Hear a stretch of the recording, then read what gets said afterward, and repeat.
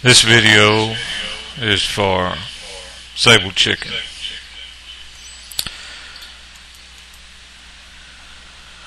In response to her video about is it hot enough yet?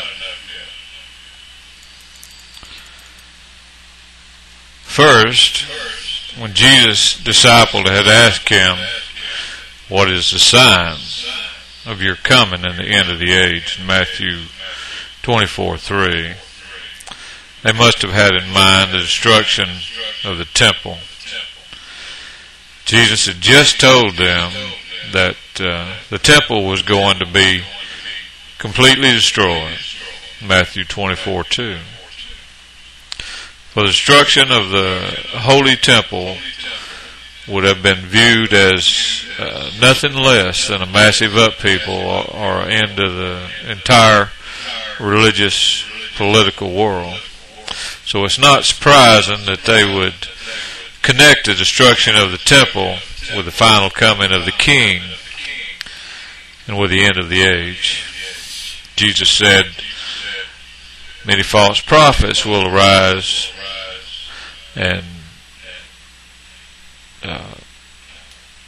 false Christ. The rising up of many impostors was a sign that the last days had arrived. The Apostle John understood that this was being fulfilled in the 1st century A.D. when he said, it is the last hour, and as you have heard that the Antichrist is coming, even now many Antichrists have risen up. By this you know it is the last hour. 1 John 2:18. John told his readers in this verse that they would know it was the last hour of biblical Judaism, because many Antichrists had risen up. In other words, since Jesus said that many false Christ and false prophets would appear in the last days, this was that sign. John and the other Christians knew the end was indeed near for them, because many of the deceivers had already appeared. Jesus said, and this gospel of the kingdom will be preached in the whole world as a testimony for all nations, and then the end will come. It's Matthew 24:14. The good news had been preached to all the world by the time the book of Romans and the book of Colossians had been written in the 1st century. In Romans 10:18, their voice, the voice preaching the good news, had gone out into all the earth. There were words to the ends of the world. And in Colossians 1:23, the gospel had been preached to every creature under heaven.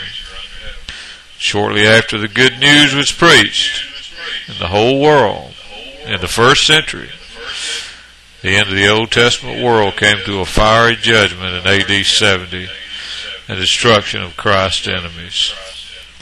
Matthew 24, Jesus said, this generation will not pass away till all these things have happened. This generation means the same thing here that it does everywhere else in the New Testament. It speaks of those living at the time. So, all Matthew 24, in my opinion, was indeed fulfilled